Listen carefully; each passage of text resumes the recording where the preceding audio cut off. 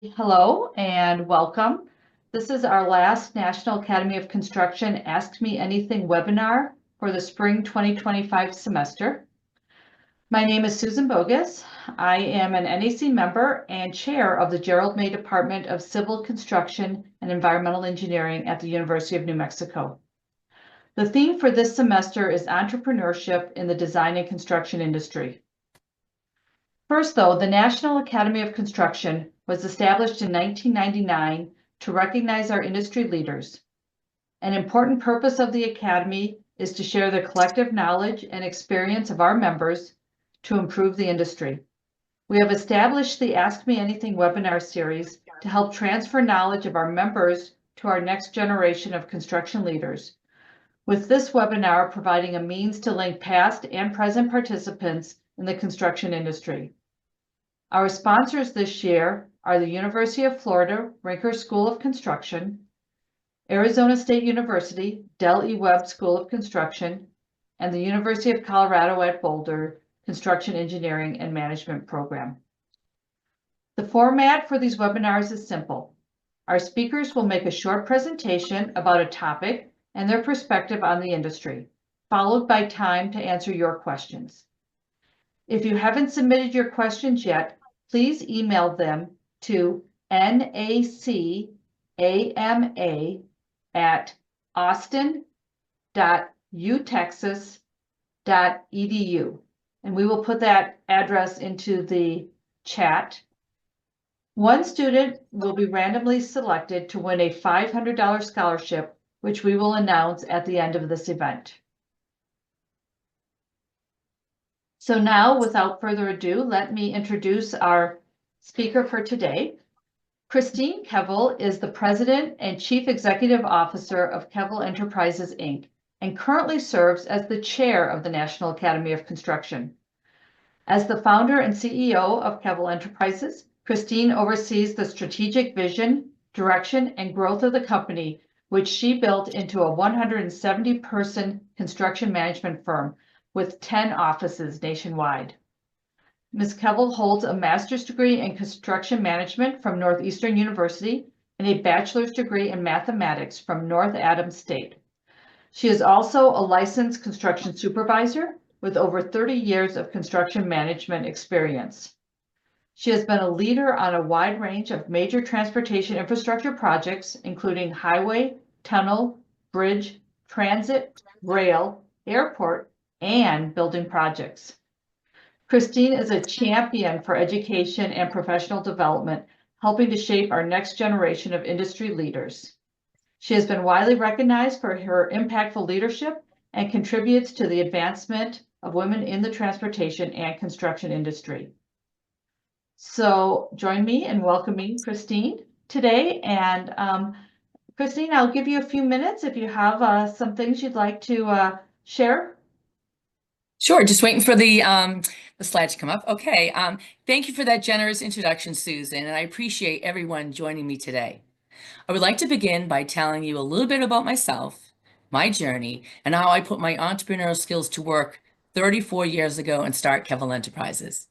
To begin with, I'm celebrating my 30th years in marriage with my husband, Marty, and we have a daughter, Therese. Therese is a senior in high school, so we've been very busy this past year touring close to 20 universities in search of that one college. We are delighted that she recently selected Wentworth Institute of Technology, their CM program in Boston. I'm sure many of you remember visiting many colleges prior to making your big decision. I'm excited about her next journey and the wonderful experiences she will encounter in college. Next slide, please. I believe I inherited my construction genes because I grew up in the industry. My dad started out as a surveyor and rose to the ranks at the Massachusetts Bay Transportation Authority to become director of construction. My dad was my role model, and he is the one who inspired me to become part of this very rewarding industry. As a child, I always had entrepreneurial qualities in my blood. I had lemonade stands, dog shows, and performed many odd jobs to make money. I also constructed superhighways in my backyard with blocks and Tonka toys. On weekends, my dad would take me and my two sisters to tour some of his projects in Boston. I was intrigued about construction at an early age. When I was searching for a job prior to college, my dad told me about opportunities as a union laborer. This was in the early 80s, and there weren't really any women in construction, not mind the trades. However, the construction industry was beginning to boom, and there were growing opportunities for women in this non-traditional field. Once my dad told me about the salary, I said, sign me up. I worked during the winter and summer college breaks as a union laborer, which taught me from the ground up how projects were built. After I graduated college, I worked full-time for a general contractor and obtained my master's degree in CM at night. After gaining experience, I ventured out on my own in 1991 and performed jobs from laborer to CEO. I then expanded Keville locally and then nationally. Before we proceed with the next slide, I wanted to let you know that it was supposed to be me and my dad that started this company. However, my dad passed away from cancer 2 years prior to me venturing out on my own. This was a very difficult time for me. My boss at the general contracting firm encouraged me to follow my dreams and start the company on my own. I took his advice, developed many mentors in the industry during those years, and I wasn't afraid to reach out to them for guidance. Mentors are so important in one's career, and I hope to expand upon this during the Q&A. Next slide, please. Now for a quick snapshot on Keville Enterprises. We are a construction management and inspection firm celebrating 34 years in business. And I'm proud to say we're the largest women-owned CM firm in New England with 10 offices that span as far as Texas. Next slide, please. These are Keville's office locations.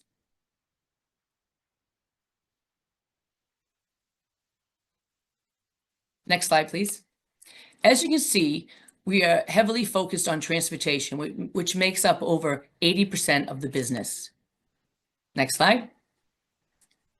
We provide a vast number of inspection services in CM.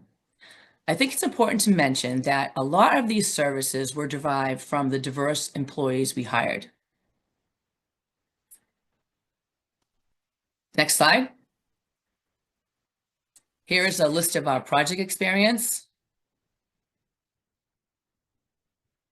Next slide. A firm's mission and vision are vital to a company because it's the basic roadmap and where you want to go and how you'll get there. Keville's mission and vision were developed early on, and we remain true to these values today. As you can see, client relationships and positivity are essential for our company's success. Next slide, please. Keville's mantra has always been that a positive attitude produces positive results. We truly believe in this statement and live by it. Attitude is everything in life. We base our hiring on the slogan, firmly believing you can teach an employee anything, but it's difficult to change a bad habit and attitude. I think this is going to be your biggest takeaway today. Attitude can be the difference between success and failure. So please choose positivity. Next slide. Here are some of our guiding principles. Family is number one. Value client relationships. Quality of work is paramount. And it's okay to fail because it's a learning experience, and just try not to make the same mistake again. Next slide, please. Additional guiding principles for success include being passionate, ethical, a team player. It's all about continuous learning. And become a mentor and protege. By teaching, you will learn, and by learning, you will teach. Next slide, please. And my most important advice is to have fun. Over a third of your life is at work, so love what you do. My daughter seems like she's having fun in this picture, and hopefully she will be wearing this hard hat on a Keville job soon. Next slide. And now we like to open up to questions.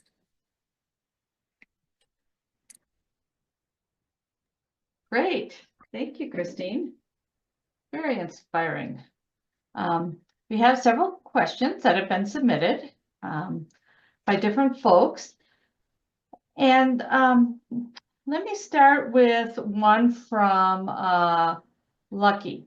Lucky asks, what is the most overlooked skill that young entrepreneurs should develop when entering the construction industry?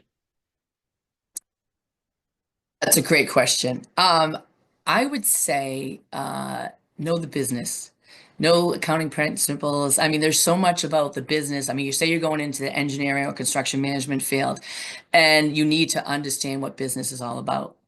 And believe in yourself, work hard.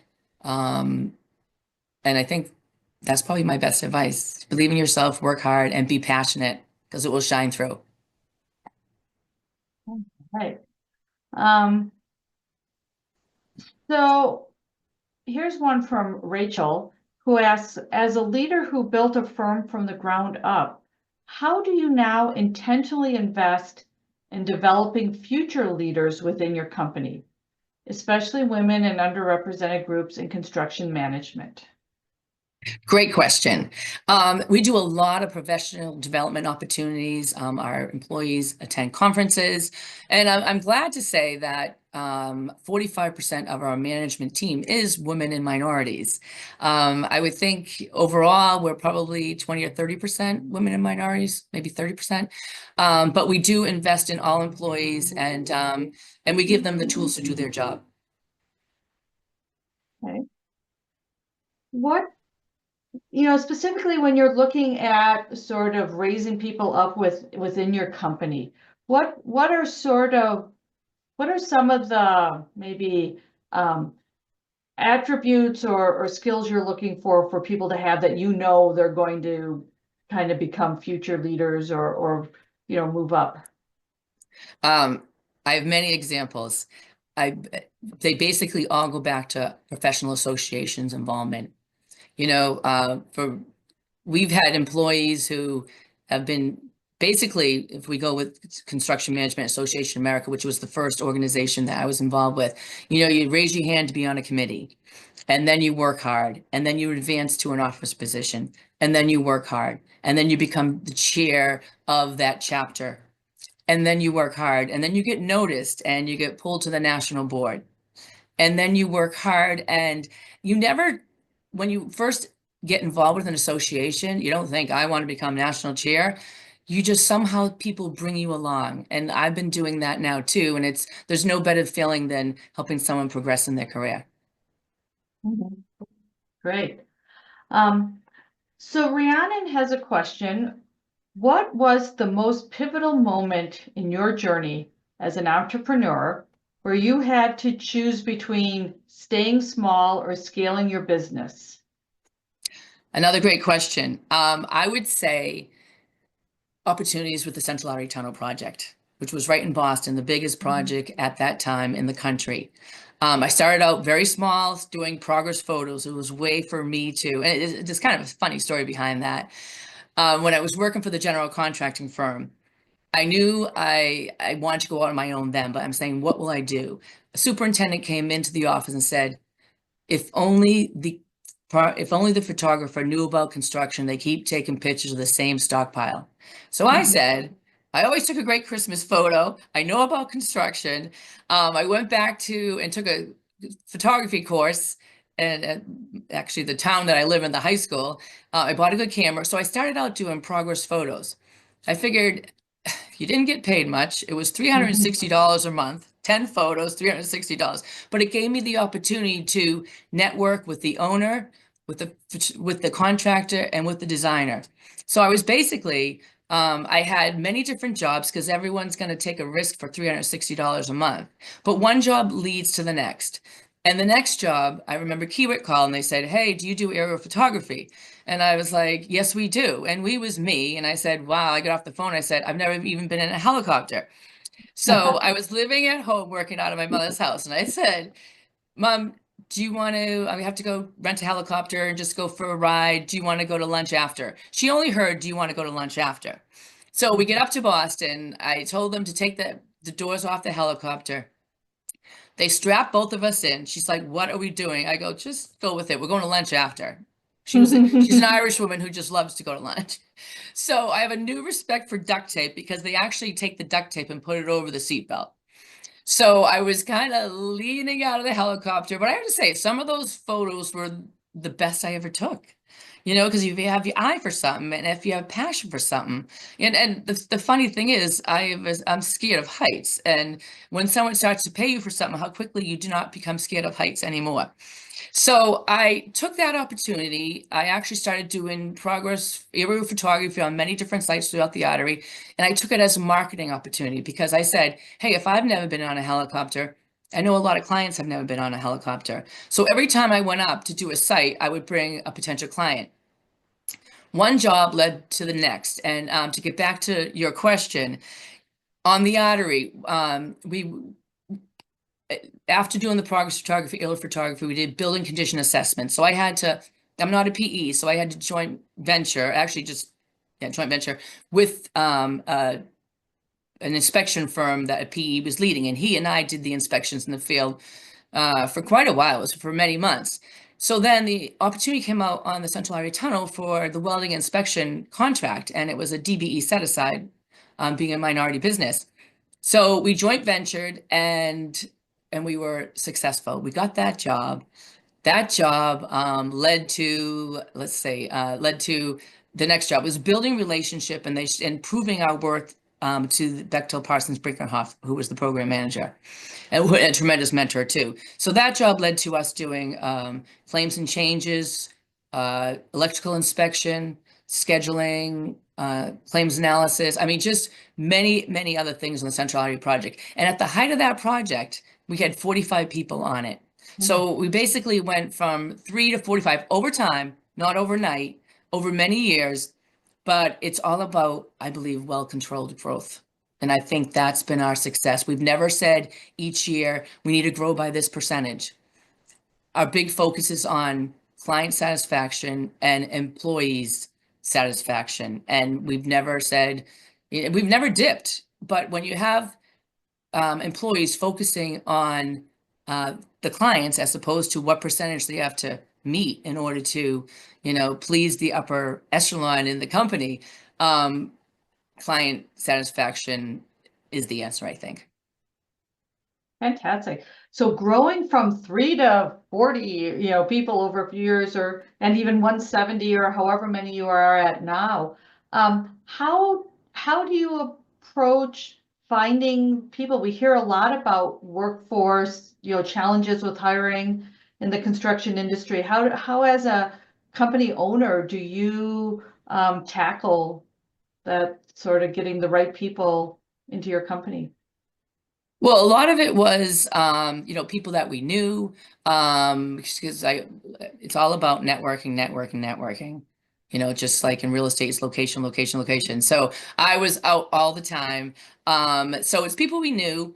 A lot of our employees brought additional people to the company, and then people want to go to big programs, and that was the biggest program in the country. So a lot of eyes, a lot of relocations to get to the area. I'm happy to say that anyone who wanted to stay with our company or stay with the company post artery, we found a position for them. So a lot of times we didn't lay anyone off. They actually just transferred. We started a cost estimating practice in-house, scheduling in-house, inspectors. We had a lot of inspection shirts. We just transferred them over. So I'm really happy that the 45, the majority of them stayed post artery. That's great. I actually meant to ask you this too. For some of our listeners who maybe don't know the Central Artery Project, give us just a short little snapshot of what it is and how big it really was, while it was running. It basically transformed the skyline in Boston. Absolutely. If you saw it pre-Central Artery as how it is today. And then, of course, it also spurred economic development. I mean, the seaport in Boston has totally changed from what it was pre-Central Artery. It was such a wonderful contract from Boston, and so many people benefited. Not only the employees who worked on the project, but also the development that got spurred, post-Artery. Fun. I did very much enjoy my opportunity to visit Boston last year. So that was 2 years ago or whatever. So it is a fantastic city. All right, so here's a question from Sunday. Sunday asks, as someone aspiring to lead in the construction industry, I'm curious, what was the most unexpected leadership challenge you faced while growing Keville Enterprises? And how did you adapt your mindset or strategy to overcome it in a way that shaped the company's culture and direction? Well, I think the first one was when I started out, obviously you had the financial challenges. You know, when I worked for that general contractor, I saved $10,000, which in those days I think equates to around $25,000 today, which wasn't a lot of money. So the first year and a half, I didn't pay myself. After that, I think I paid myself $600 a month. I'm like, well, I could probably make more money, you know, working at one of these fast food chains. But you have to think of, you know, the big project. And I'm sorry, what was the second part of that question? It was the most unexpected leadership challenge, and then how did you adapt your mindset to overcome that challenge? Okay, I think the biggest challenge was probably when the pandemic, and I think everyone just had to work differently. I was actually leading an association. It was the Moles back then, and we're very much heavy. It's a heavy construction organization, and we're very much an organization that is in person. So I actually had to stay on for an additional year because it wasn't supposed to be a year, but we didn't want the new president coming in and having to do everything virtual. So that was a challenge in itself, from going from an organization that is so much hands-on to computers, having the meetings online, having happy hours online. All of that stuff was just so different. And the pandemic for Keville, a lot of our employees were inspectors, so they got out in the field pretty quickly. And I was really proud of how quickly not only Keville, but our industry was to be able to adapt and work from home and be productive. Fantastic. So here's a question from Amir.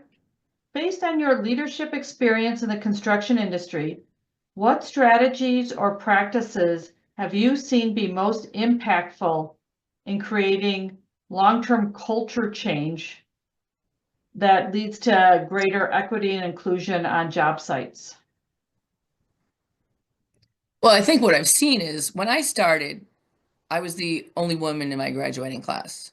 And I'm very much involved in academia with Northeastern and Wentworth Institute. And I'm so proud of the progress that we've made. I mean, I believe it's upper 40% are now women. Things are going to change for the better. Projects are so successful because of the diversity in staff we have, because different people bring different things to the table. So there's been a huge change since I began, and I welcome it, and I look forward to seeing what the future has. All right. What do you think are in terms of our greater industry, what do you think is going to excite young people to join the industry?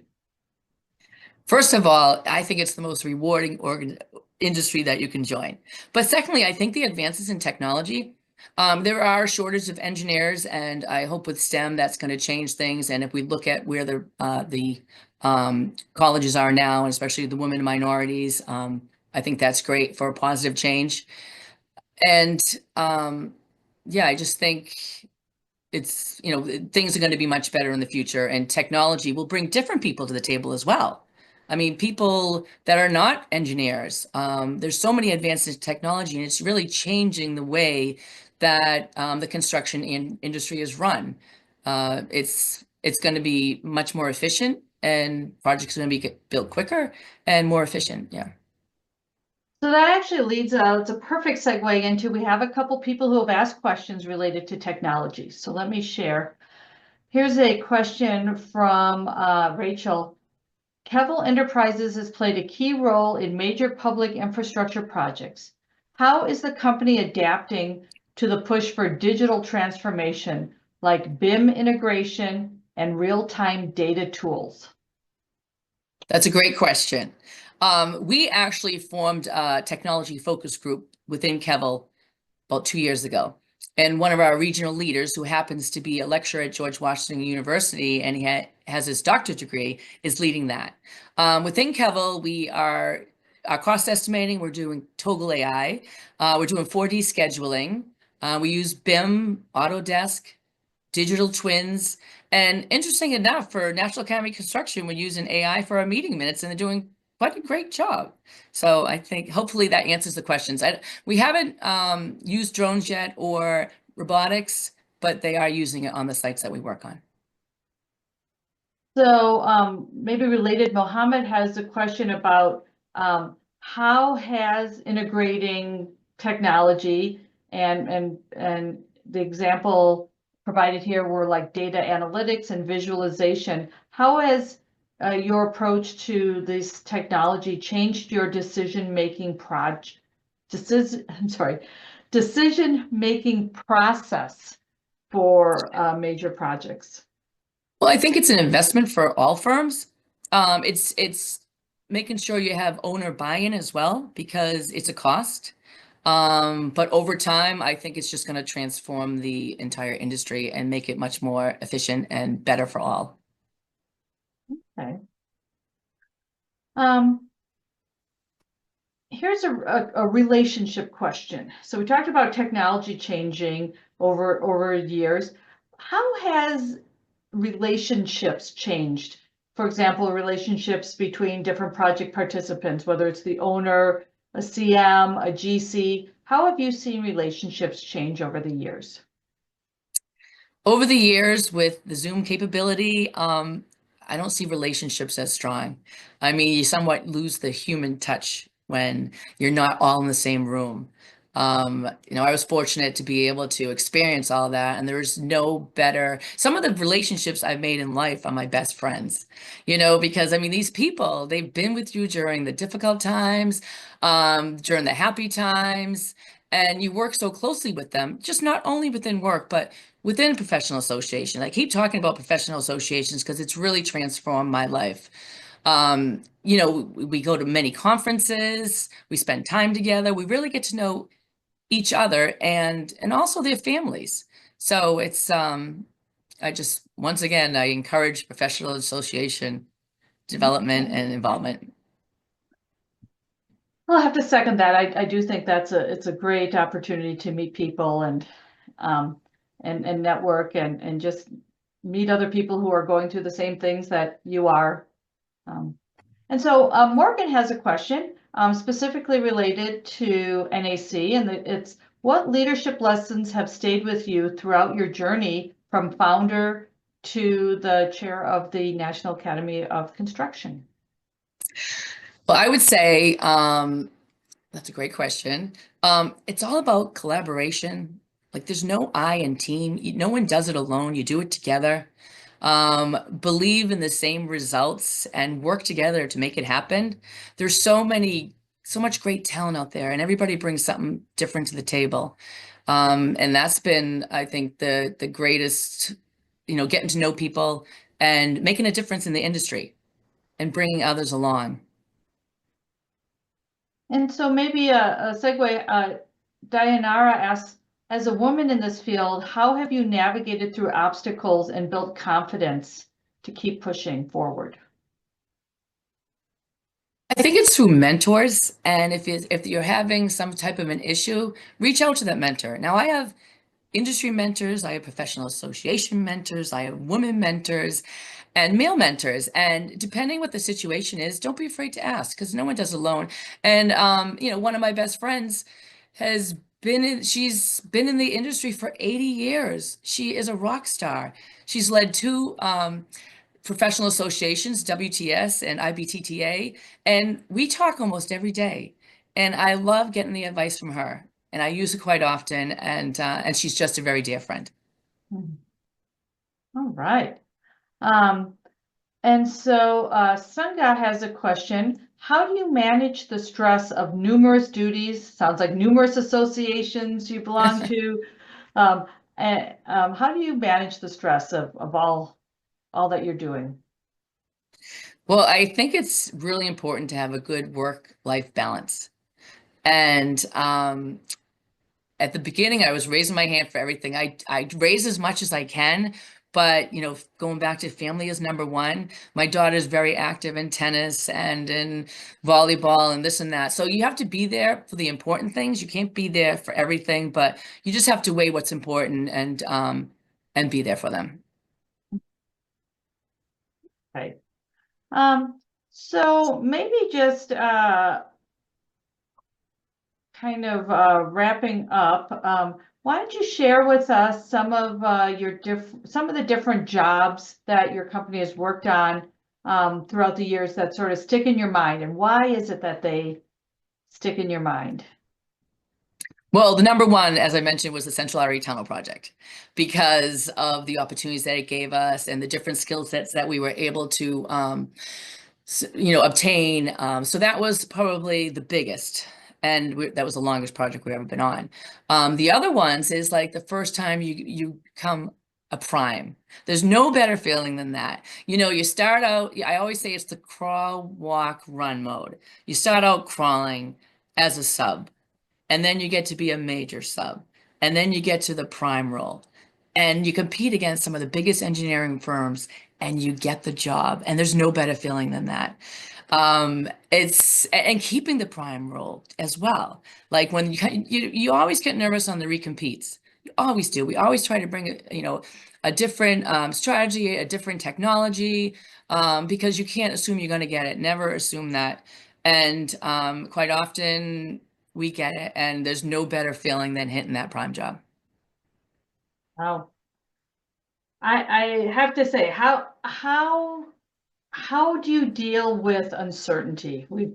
Construction's always had uncertainty, whether it's on the job, whether it's, funding from different owners. How do you handle over the years, how do you handle uncertainty? Well, we have many different diverse projects, never putting our eggs all in one basket. As you saw from our project experience, it's very vast. We are 100% public. We do zero private. And I think we're very good at on-call assignments. We have quite a few prime on-call assignments. So it's kind of like juggling balls all the time. You always have to move forward. You can't really overthink it. And we have lots, like right now, we have 160 projects going on. So yeah, a lot of cost and schedule and this and that, but it's about, it's a lot, it takes a lot of planning. And it's nice when you have those jobs that are, quite a few years. So, that employee is good for that many years, but yeah, somehow we do it together. I have great leadership and it all works out in the end. I just never overthink it, I think is what I'm trying to say. Wow, yeah, I think that makes that's what makes you a great entrepreneur and business person. You're able to obviously, go with the flow and make the decisions as you need to. But you mentioned long-term projects. So just as a trivia sort of thing, or for our audience, how long was the Central Artery or project? It depends who you ask. We came in on the construction side, so I'm not quite sure when the design side started. Our first job on the artery was the welding metals, although besides the photo job. So I would say I started in 1992, probably doing progress photos, maybe 91, aerophotography. And our first big opportunity was that joint venture for the welding and metals inspection services, and that was in 1993. So that was when I brought on the first employee in 1993. And yeah, it just kind of all trickled from there, and one opportunity led to the next. Wow. So when did that project finally finish? Oh, finish. Overall, the construction on this Central Artery project. I should know that, Oh, but that's I'm okay. trying to think. I mean, we were part of the claims and changes group. I don't know. We were probably on it for 15 years or so, maybe, yeah, give or take a few in either direction. So it's hard to say because it was long and the design was much more before I got on board. I was just trying to give people an idea of how large that project was. You talked about it transforming the skyline of Boston, but it didn't happen overnight, right? It was a long project with a lot of interconnected pieces. And you know what's funny? We met so many people on that project, and some of them are my best friends. I mean, they go, especially the ones from Bechtel, they go overseas here and there, and you never lose that touch. Here's one funny thing that we did. In order to bring industry together, we formed a softball team. So you had to have at least 2 women on every team. So we had about 10 companies that participated. And you think I would be a star softball player? I was absolutely terrible. But you had to have at least 2 women in the lineup every time. And that whole softball went on for, I'd say, a good 8 to 10 years. Same people. We had so much fun. We all got together afterwards, and it was a competition. So the end, I mean, I think firms put in $100, and at the end we had a big party and we gave a trophy to whoever won the tournament. But it was really a fun time. It really, you got to know people a lot, and some big opportunities came from playing softball, just the after stuff, I love networking. it. I love it. All right, so here's my last question. Put on your mentor hat, and what sort of parting advice do you have for everyone listening in today? If they're advice for people who are thinking of maybe starting their own company. Well, like you said, mentor hat, because I would first advise everyone finding a mentor. Be passionate about the industry and develop relationships. 90% of the business is relationship oriented. Very important. Focus on 100% of whoever your client may be, satisfaction. Once again, get involved in professional associations. And most importantly, have a good work-life balance and have fun. Over a third of your life is at work. Love what you do. Fantastic. Well, it's obvious listening to you that you love what you do. You're an inspiration to all of us. So thank you very much, Christine. Thank you. And thank you for joining everybody and taking the time. And we do have a winner today from our participants. Our scholarship winner is Lucky Obor from Texas A&M University. So congratulations, Lucky. Before we say goodnight, I would like to say a special thank you to our sponsors, the University of Florida Rinker School of Construction, Arizona State University Del E. Webb School of Construction, and the University of Colorado at Boulder Construction Engineering and Management Program. This, as I said, this is our last Ask Me Anything of the spring semester. We'll be back again in the fall, and I look forward to seeing you again in the fall. Thank you and good night. Good night.